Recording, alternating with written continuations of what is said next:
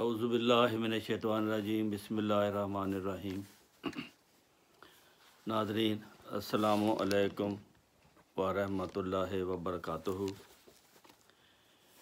قرآن کریم کی اہمیت قرب قیامت کی وجہ سے اور مسلمانوں کی موجودہ قابل رحم حالت کی وجہ سے قرآن کریم کی چند آیات جن میں سمجھنے میں اختلاف پایا جاتا ہے اس کا پروگرام شروع کیا ہوا ہے۔ اس کو سنیں، اگر پسند آئے تو سبسکرائب کریں اور شیئر بھی کریں۔ تو دیکھنا یہ ہے کہ قرآن کریم کی اہمیت کو مسلمان بھول گئے ہیں۔ اس کی اہمیت کا خلاصہ یہ ہے کہ اگر آنکھوں سے قرآن کریم دیکھو گے، یعنی کہ ناظرہ پڑھو گے، تو صرف الفاظ نظر آئیں گے اور کچھ سمجھ نہیں آئے گا۔ اگر دماغ سے قرآن کریم کو دیکھو گے تو آپ کو علم نظر آئے گا۔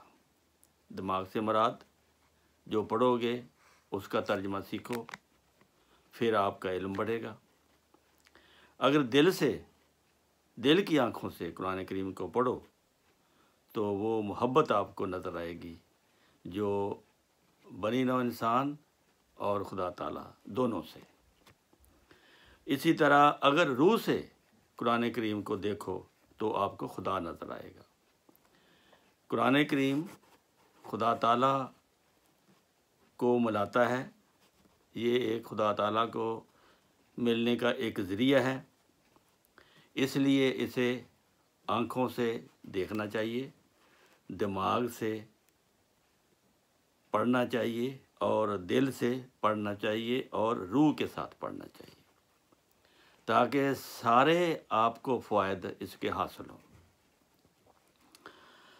مسلمانوں کی قابل رحم کمزور حالت کی وجہ صرف قرآن کریم کو چھوڑنا ہے، اس کو پس پشت ڈالنا ہے اور اس پر عمل نہ کرنا ہے، جس کے نتیجے میں یہ حالت پیدا ہو گئی ہے۔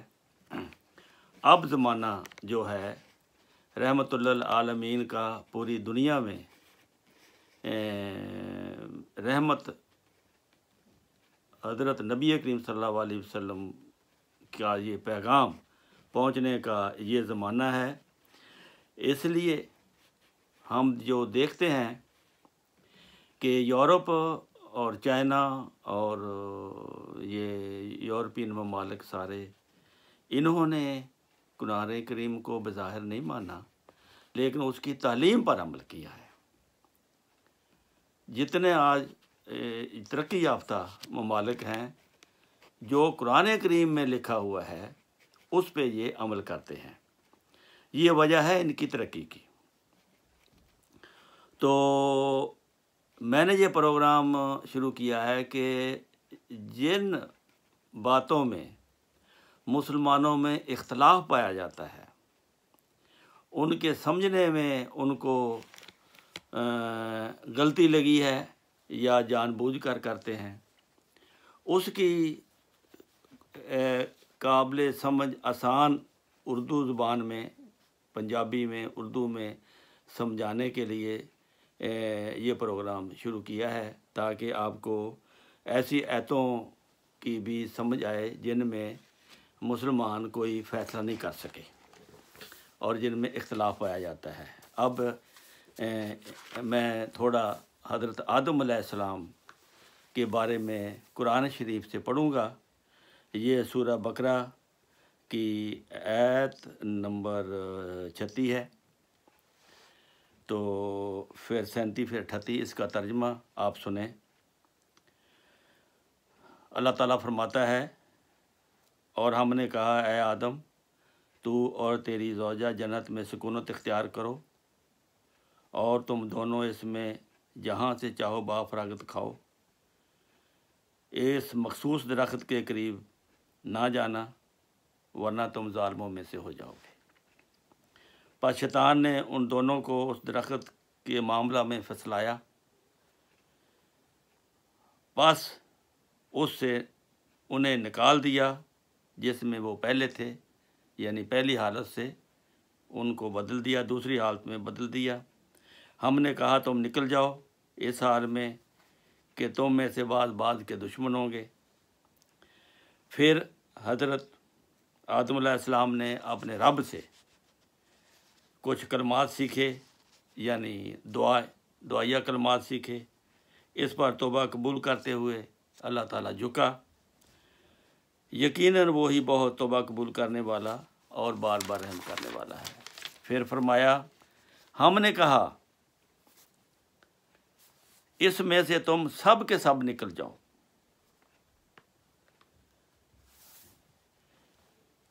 کل نہ اہبطوا منہا جمیعا، سب کے سب نکل جاؤ۔ اس سے مراد یہ ہے یہاں پر دو نہیں تھے، بابا آدم اور اماں حوا نہیں تھے، سارے تھے۔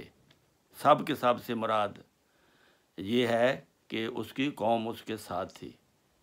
اس وقت آدم علیہ السلام جب نبی بنا کر بھیجے گئے تو وہ قوم میں بھیجے گئے تھے، اس لیے وہ سب کے سب جو ہے ہم نے کہا نکل جاؤ۔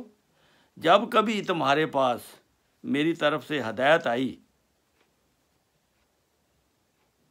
یہ غور طلب، فَإِمَّا يَأْتِيَنَّكُم مِّنِّي هُدًى، اس آدم علیہ السلام اور اس کی قوم کو کہا کہ تم سب کے سب یہاں سے نکل جاؤ، جب کبھی تمہارے پاس میری طرف سے ہدایت آئے تو جنہوں نے میری ہدایت کی پیروی کی ان پر کوئی خوف نہیں ہوگا اور نہ وہ غمگین ہوگے۔ اس میں یہاں پر اختلاف ہے۔ اس میں یہ کہتے ہیں جی ہدایت تو اس وقت بس آدم کے لیے حکم تھا۔ یہ نہیں پڑھتے کہ قرآن کریم کے شروع میں اللہ تعالیٰ نے یہ فرمایا ہے ھدی للمتقین، یہ متقیوں کے لیے ہدایت ہے۔ ذالک الکتاب لا ریب فیہ، یہ ایسی کتاب ہے جس میں کوئی شک نہیں ہے۔ ھدی للمتقین، متقیوں کے لیے ہدایت ہے۔ یہ قیامت تک قرآن کریم ہے اور قیامت تک یہ تعلیم ہے، قیامت تک کے لوگوں کے لیے یہ حکم ہے کہ جب میری طرف سے ہدایت آئے تو اس کو مان لینا، اور جنہوں نے مانا انہوں نے ہدایت کی پیروی کی تو ان پر کوئی گناہ نہیں ہوگا، کوئی خوف نہیں ہوگا۔ اب یہ بڑی آسان الفاظ میں اس کو سمجھا جا سکتا ہے، لیکن مولوی یہاں کیا کرتا ہے؟ مولوی کہتا ہے یہ ایت تو آدم کے لوگوں کے لیے تھی، ہمارے لیے نہیں ہے۔ بھئی اگر آدم کے لیے تھی وہ تو فوت ہو گئے، اب ہمارے لیے پھر اس کا مقصد کیا ہے اس ایت کو قرآن کریم میں بھیجنے کا؟ اگر ہمارے لیے ہے تو اسی لیے تو ہمارے لیے یہ قرآن میں شروع میں کہہ دیا ہے کہ یہ جو متقی لوگ ہیں، جو مسلمان ہیں، جو اس کو مانتے ہیں، ان کے لیے یہ ہدایت ہے۔ بس یہ نقطہ ہے سمجھنے کا۔ میں نے آپ کو نقطے کی طرف لے آنا چاہتا ہوں کہ نمبر ایک تو یہ اختلاف ہے کہ بابا آدم اور اماں حوا دونوں زمین پر آئے تھے، لیکن یہاں قرآن میں لکھا ہوا ہے کہ اللہ نے فرمایا ہے کہ تم سب کے سب نکل جاؤ۔ اگر دو ہوتے تو کہتے، اللہ تو کہتا کہ تم دونوں نکل جاؤ، لیکن انہوں نے کہا کہ تم سب کے سب نکل جاؤ۔ اس کا مطلب ہے کہ ان کے ساتھ کوئی اور لوگ بھی تھے، اور پھر درخت کا بھی وہ کرتے ہیں کہ یہ گندم کا درخت تھا، یہ فلاں کا درخت تھا۔ وہ شریعت کے احکام تھے جس کی نافرمانی ہو گئی تھی ان سے، جو اللہ تعالیٰ نے ان کو حکم دیا تھا اس کے وہ نافرمان ہو گئے تھے، تو پھر اللہ تعالیٰ نے ان کو نکالا۔ اس وقت شریعت تو بالکل معمولی چھوٹی سی ہوگی، کیونکہ ابتدا تھی انسان کو سمجھانے کی یہی ہوگی کہ اٹھنا کیسے، بیٹھنا کیسے، ملنا کیسے، سونا کیسے، جاگنا کیسے، ایک دوسرے کے ساتھ تعاون۔ تو یہ ہے جناب علی اس کا خلاصہ۔ تو اب رہا موجودہ حالات میں مولوی کس طرح پڑھاتا ہے، مولوی اس طرف آنے نہیں دیتا۔ اللہ تعالیٰ پہلے سپارے میں شروع کے رکوع میں بھی یہ ہے، تیسرے رکوع میں ہے کہ اللہ تعالیٰ نے کہا کہ جب کبھی تمہارے پاس ہدایت آئے، ہدایت کے کیا ہوتی ہے، ہدایت کیسے آئے گی؟ آسمان سے صحیفہ گرے گا یا کوئی پیغام دے گا؟ اللہ تعالیٰ کا طریقہ ہدایت دینے کا صرف اپنے نبی اور یا رسول کو بھیجنا ہے۔ اس لیے جب کبھی نبی یا رسول آئے تو اس کو مان لینا، یہ ہمیں، اور اس کی تعلیم پر عمل کرنا۔ اگر ہم ابتدا سے ہی قرآن میں اختلاف ڈالنا شروع کر دیں گے تو پھر قوم نے تو تقسیم ہونا ہے، اور یہی وجہ ہے کہ قوم آج 72-73 فرقوں میں بٹی ہوئی ہے۔ کوئی کچھ کہتا ہے اس کا مطلب، کوئی کچھ نکالتا ہے۔ بات سیدھی ہے کہ اللہ تعالیٰ نے کہا تم سب کے سب نکل جاؤ، اس کا مطلب ہے باب حضرت آدم علیہ السلام اور اس کی قوم تھے۔ اور پھر کہا کہ جب کبھی میری طرف سے آپ کے پاس ہدایت آئے تو جو مان لیں گے ان سے میں خوش ہوں گا، ان پر کوئی خوف نہیں ہوگا اور وہ غمگین نہیں ہوں گے۔ بات اتنی ہے، اس کو بڑھا چڑھا کر پیش کرنا یا یہ اس کا نتیجہ نکالنا کہ یہ آج کے زمانے کے لیے یہ آیت نہیں ہے۔ قرآن کریم شروع میں بتا رہا ہے کہ یہ قیامت تک جو ہدایت یافتہ ہیں، جو مومن ہیں، جو اس کو پڑھیں گے، اس پر عمل کریں گے، یہ ان کے لیے ہے۔ یہ آیت ہمارے لیے ہے۔ اس لیے اگر اس زمانے میں کوئی نبی آتا ہے تو اس کو پھر آپ نے ماننا ہے۔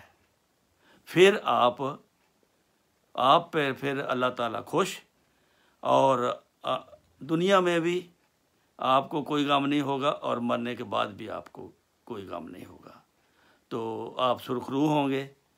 یہ میں نے آج اس آیت کے بارے میں بتایا ہے، اور اس پر آپ بھی اس کو قرآن کو کھولیں، شروع میں تیسرے رکوع میں ہے، اس کو پڑھیں اور غور کریں، اور آپ کو انشاءاللہ صحیح طرح سمجھ آ جائے گی کہ یہ واقعی الفاظ سے ظاہر ہوتا ہے کہ سب کے سب نکل جاؤ جمیع، یعنی کہ بہت سے لوگ تھے۔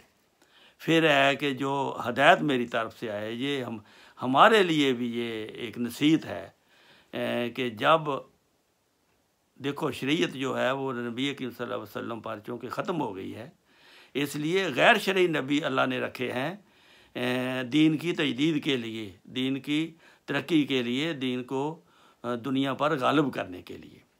تو یہ غیر شرعی نبی اگر آج آ جاتا ہے تو آپ اس کا کیسے انکار کر سکتے ہیں؟